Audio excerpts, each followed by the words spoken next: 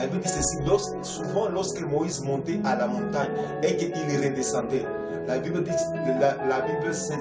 nous certifie que même son visage rayonnait d'une gloire, d'une lumière. On ne pouvait pas fixer le regard à Moïse parce qu'il y avait une lumière qui sortait de son visage. Pourquoi? Parce qu'il était dans la présence de Dieu. Lorsque tu es dans la présence de Dieu, même la vie de la sanctification ne sera pas comme une corvée, ne sera pas difficile parce que sa nature sera ta nature. Ta pensée sera ta pensée. Sa pensée sera ta pensée. Sa volonté sera ta volonté. Du temps passé dans la présence de Dieu. Nous sommes en train de limiter notre Dieu à agir, à nous parler, parce que nous ne lui donnons pas suffisamment du temps. La cinquième des choses qui est devenue rare au milieu des chrétiens et dans nos églises actuellement, c'est le sacrifice pour Dieu et pour les autres. Romains 12:1 nous dit ceci: offrez vos corps comme un sacrifice vivant et agréable. Cela sera de votre part un culte honorable. Bien-aimés, combien peuvent se sacrifier pour leur Dieu? C'est bien de dire qu'on est chrétien, mais il faut savoir, pour que ce monde soit racheté, quelqu'un a payé un prix. Quelqu'un s'est sacrifié. La Bible dit ceci: Dieu a tant aimé le monde qu'il a sacrifié, qu'il a donné son Fils unique en sacrifice, afin que quiconque croit en lui ne périsse pas, mais qu'il ait la vie éternelle. Bien-aimés, imitons les héros de la foi, comme Abraham, qui a sacrifié son fils unique Isaac, et par là Dieu a dit: maintenant je vois que tu crains Dieu, après le sacrifice d'Isaac. Bien-aimés, apprenons à nous sacrifier pour Dieu. Ça va te demander de sacrifier ton temps. Ça va te demander de sacrifier ton énergie. Ça va te demander de sacrifier ton argent pour son œuvre. Sans sacrifice, on ne peut rien obtenir de valeureux dans ce monde. Sans sacrifice, il n'y a pas de révolution. Sans sacrifice, il n'y a pas de réveil. Il y a des gens qui se sont sacrifiés pour l'intérêt des autres. Ce sont les autres qui sont en train de bénéficier de leur sacrifice. Bien-aimés, le sacrifice parmi les enfants de Dieu est devenu rare. La sixième des choses qui est devenue rare au milieu des enfants de Dieu, Dieu nous a dit, c'est la foi authentique. Habakkuk 2:4 nous dit ceci: que le juste vivra par la foi. Le thème central de toute la Bible, de Genèse à Apocalypse, c'est la foi. Vivre par la foi. La foi, la vraie foi devient rare de nos jours. Or, Hébreux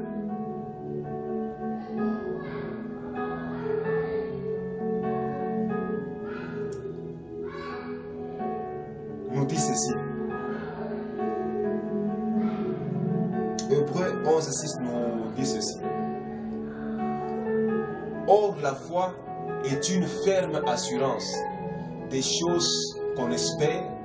Elle est une démonstration de celles qu'on ne voit pas. Le livre des Hébreux nous parle d'une manière claire. La foi est une ferme assurance des choses qu'on espère. Elle est une démonstration de celles qu'on ne voit pas. Mais de nos jours, qu'est-ce qui se passe? On espère seulement que Dieu fera. On s'arrête par là. Mais on ne démontre pas cette foi là-bas. Cette foi devient simplement une espérance. Elle n'est pas la foi comme Dieu l'entend. La foi, nous espérons et nous devons passer à l'action. Démontrer cela signifie passer à l'action. De nos jours, nous n'avons pas foi en Dieu, mais nous avons plutôt foi dans nos connaissances. Nous avons foi dans nos familles. Nous avons foi dans les autorités qui sont établies sur nous. Nous avons foi dans nos ressources. Il arrivera que cette foi soit mise à l'épreuve. c'est alors que tu dois démontrer cette foi. Et Jacques nous dit ceci, une foi sans les œuvres est une foi qui est morte. Mon juste vivra par la foi. C'est par la foi que nous avons reçu Christ. Et c'est par la foi que nous devons marcher dans ce monde. La Bible dit ceci, nous ne marchons pas selon la vue, mais nous marchons selon la foi. Surtout à notre époque où nous traversons une crise sanitaire. Combien gardent encore la foi en Christ? Et une foi en Dieu. Démontrons notre foi en Dieu. La foi authentique de nos jours, elle devient rare. Et la dernière des choses qui est devenue rare dans notre monde chrétien, c'est l'amour véritable. Le livre de Corinthiens,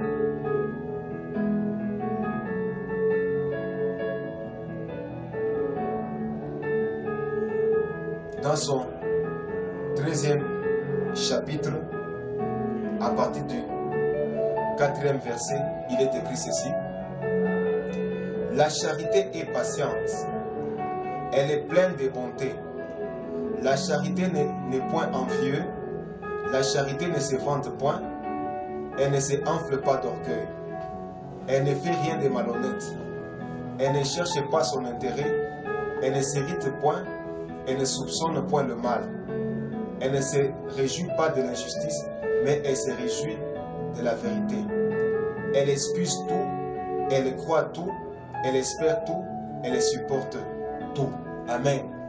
La dernière des choses qui est devenue rare de nos jours, c'est l'amour qu'on appelle la charité.